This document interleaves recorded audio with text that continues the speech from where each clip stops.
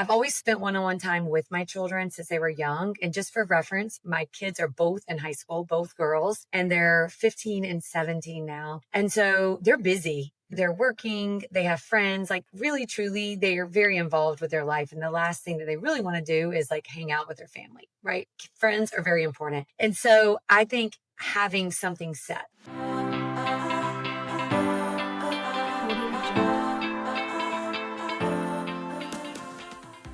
Welcome to the Women of Fort Mill podcast. This is Kellie Hoover, and I am excited today to be chatting with my amazing co-host, Leah Williams. We are excited to bring you an episode today that is a little bit different, but one that as we were talking about really where this podcast is going and all the different topics, we began reflecting on where we started. And when Leah and I came together and we're like, okay, we're going to create a space for the women of Fort Mill to be able to network, meet new people, feature and highlight incredible women in business, and just create an awesome and fun culture. Things have changed. We started out in January, and when Leah and I, in our businesses, we were in a very different place. In our personal lives, we had more time. And as things have progressed, here we are in September of 2025, and things look very different for both of us. Our businesses are both booming. We are very, very busy, which Leah, I know we both think is an incredible blessing. Mm-hmm. Absolutely. Yeah. No complaints, just different seasons. Yes.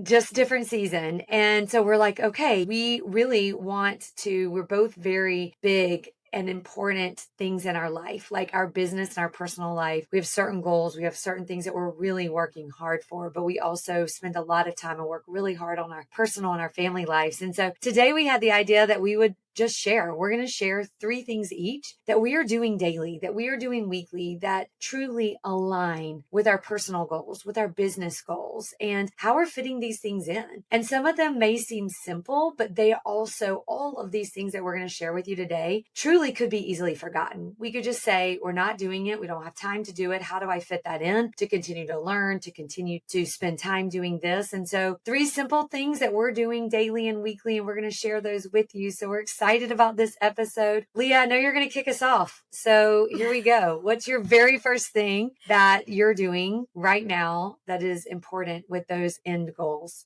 So some of the things that I have incorporated, like you said, they seem so small in comparison to others, but to me, they make a difference. So learning, not just about topics related to what I do, but just learning in general makes me happy, makes me feel like I'm growing. And I think it does for a lot of people because we don't want to stay stagnant, especially women. We always want to know that we're moving forward. So one of the things that I have done for a while now, I haven't listened as much to Audible. For me, I used to read a book a week, but I more so tune into podcasts. And one of my absolute favorites, in fact, it's my favorite right now, is called Diary of a CEO. It is so insightful. The host, Steven, young guy. I think he's barely 30. I mean, he has an incredible story, dropping out of school, building a social media company, selling it as the CEO, and he brings on the best guest. They are incredible. So definitely tune in. Diary of a CEO. I just feel inspired, and I usually do it when I'm working out. So then I feel like, okay, moving my body, listening to whatever guest he's featuring. And so to me, double whammy. And that 40 minutes that I have, I get an episode and a workout. That's amazing. I've never heard of the podcast, but I cannot wait to listen to it. And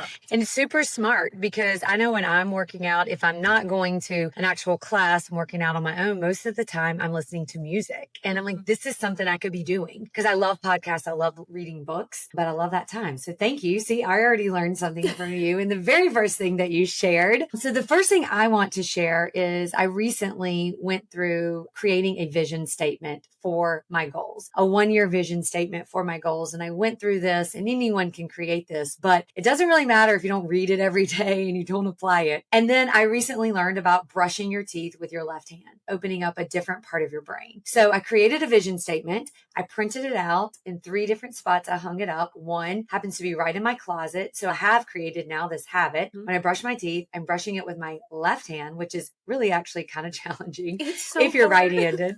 It's so hard, but I have to think about it. So it's opening up this entire different part of my brain. And then I am reading while I'm doing that. I am reading my vision statement to myself every morning while I'm doing that. And so also the other two places I have it posted is I'm old school and have a paper calendar. So I have it posted there because I look every day. And then I also have it posted right beside where I walk into my office. So where I'm sitting in my office, I can see it. It reminds me. I maybe can't read it directly, but I can get up and I can read it there. So it's constantly remind me like while I'm putting in the work. And on that vision statement, I have obviously personal things like my relationship with my children, my husband. I have our sport clips goals. I have my LEMD goals. And so just an entire thing of where I want to be in a year from now when I wrote it. So that's the first thing that I wanted to share with our group today. It's something that whether we create a vision board or write down affirmations or literally saying in a year, I will be celebrating XYZ, but then we don't go back to it. It's like we have this great experience creating it. And we're like, okay, this is something that I'm going to focus on, manifest. And then I don't go back to it. So I love that it is everywhere where you know you're going to spend at least a few minutes. It is right in front of you and you can't not read it.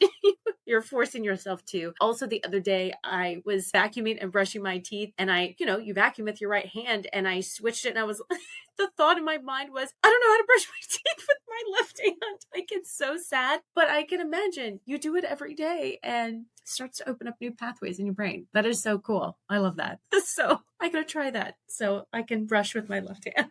Something that I did for a while last year, and it was so good. Anytime something's really good, then you stop doing it. Because I love connecting with women, I love networking, but time is always the issue. For the longest time, I did not have coffee meetings. There was just no bandwidth throughout the week between work with clients and then, family. So last year, I would have these walking days where I would set aside an hour and anybody that wanted to come. So if I met someone, I would say like, hey, you should come walk. And so it would be this group of women where we would all get to chat, get steps in, feel really good afterwards, and feel like we got this amazing community connection in just an hour. And we weren't sitting and having coffee. And anyway, it just seemed to be an elevated version. People used to make fun of me walking into the office. I'd have a dress on, then put sneakers on. I'm like, going for my walk and networking. So I'm starting to do that again. I have a few booked on the calendar and I am just going to make that a priority because I don't want to not be able to see people. But it's just hard, as it is for most people, to build in connection time. So if you're in Valentine, you want to walk and you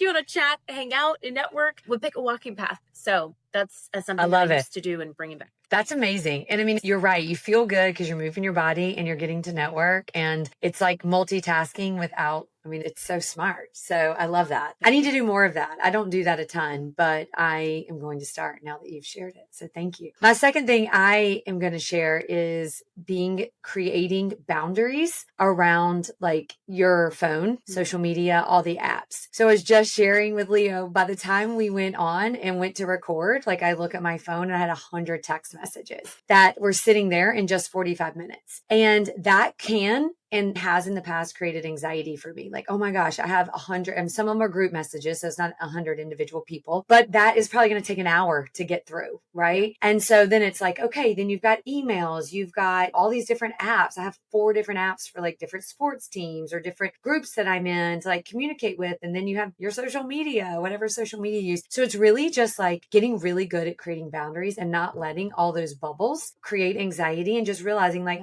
okay, I can sit with that and it's okay. And maybe by the time we get done recording this, there'll be 130 and that is okay. It is what it is. And you get to it when you can. And then just also being able to kind of have creating boundaries, like put your phone in. If you have a hard time, turn your ringer off. Do not have things alert you. Go on do not disturb. Put your phone in a drawer. Put time limits. I have a lot of friends that will waste a lot of time on social media just scrolling and things. That's okay. Like if that's how your downtime, you want to like just scroll and connect and learn, but create a time limit around it. Maybe you do it 30 minutes a day. If you have an iPhone, Androids probably can do this as well, but I know iPhones, you can create a time limit. A lot of people do this for their children, but you can create it for yourself and it will say, hello, you've been on Instagram for 45 minutes today. Your time is up. Yeah. And that just creates some boundaries around your time because there's a lot of great things that happen on our phones, but it also can be a time suck. So that is definitely something that I am doing and it's created a great space. And an addiction. I've noticed that about myself where you're just on it. It's almost like you step outside of your body and you're like, look at yourself. What are you doing? Why are you so sucked in? It's like an addiction. So I love that you have, wherever you are at, whatever space that you have allowed for a certain task or to be with certain people, that you focus on that instead of the half being present, half being on your phone, because it can be super stressful because you don't want these people to think you don't care about them, you're not responding. But I think eventually people, they just start to know that they're not offended if you don't respond immediately, and they know that you're always going to get back to them. It's just might not be that second, and that's okay. It's so impactful. I should adopt that. I have never used that setting on my iPhone, but I'm going to look it up and I should put it at like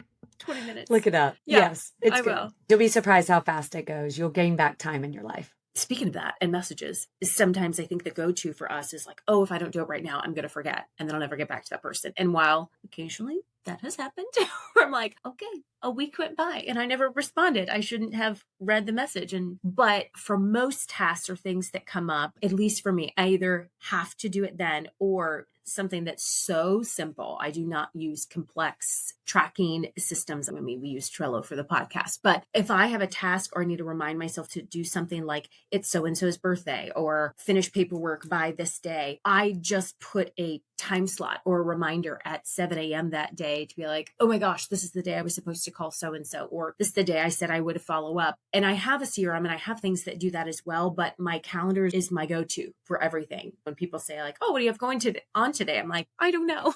Let me check. And so all I know to do is what my calendar says. So if it has a reminder, it's pretty safe to say it gets done. So that for me helps. If I'm working late, my husband's waiting on me to have dinner, it's like, oh, this thing came through. I'll throw it on my calendar and then I don't have to do it at that moment because there's so much stress around, oh, I'll forget to do it or I'll miss a deadline. So anyway, it's a tiny thing, but it works for me. I love it. I am going to adopt that one as well because I struggle pretty bad with that. And I write things down and then I just keep having to move it. But I like having actually a deadline on it and on the calendar because then you can set reminders even to it. So good share, Leah, good share. My final thing I want to share today has to do with kids. And as things have gotten busier for me in my business life, I always want to maintain like that my family and spending time with my children is very important. And so what we have started doing is creating like an actual event. I've always spent one-on-one time with my children since they were young. And just for reference, my kids are both in high school, both girls, and they're 15 and 17 now. And so they're busy. They're working, they have friends, like really, truly, they are very involved with their life. And the last thing that they really want to do is like hang out with their family, right?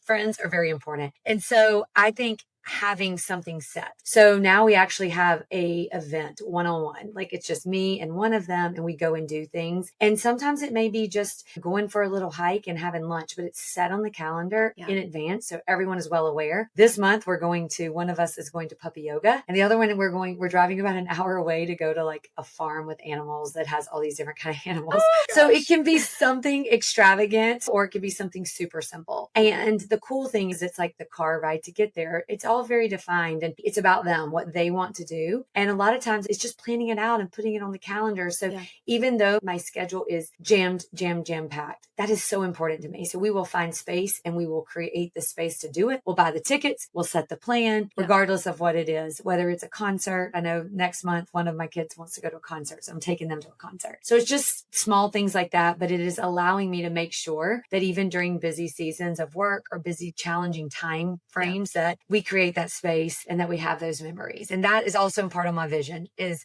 on my vision board. I am looking back at the last year and all the one-on-one times we have. So I'm holding myself accountable by doing it. When I think about, we all put ourselves in that situation, me as a kid, having that time with a parent, how loved you would feel that they dedicated that space. And not that you can't do things with all of your kids, that's really special too, but having the time with your mom to do something that you wanted to do. Kelly, a lot of people don't do that, but your girls will never forget that. I mean, I have started to think, same thing, right? How do I make sure that I don't lose this precious time with my little person? And while he's only 3, I'd like to think that he still remembers things, and nothing replaces that time that you spend with them. I think that is the most incredible thing that you do. And I think your daughters would say the same thing. It's probably their favorite memories of the year. So yeah, they do so love cool. it. They do love it. So, well, Ladies, we would love to know what things you are doing in your life, some of the changes that you have made, or maybe it's not a change, it's just something that you've always done that you feel is impactful in your life that either gives you more joy, buys you back more time, allows you to be more efficient, or just have better connection with the people that you care about in your life. Share your ideas, drop a comment, send us a DM. We would love to know what it is. And that's what the podcast is about. It's about community, adding value, sharing ideas with other incredible women in our area. So thank you so much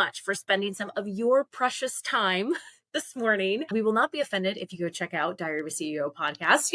There are so many great podcasts, but we appreciate you listening, supporting, sharing this podcast with other women in your life that you think would benefit. If there are topics that you would find value in, please let us know. Kellie and I are truly committed to doing everything that we can to support the women in our community. We have received so much love and support from all of you, and we are so grateful. So until next week, have an amazing day. Like, share this podcast. Make sure you're following us at Women of Fort Mill Podcast, and we will see you soon.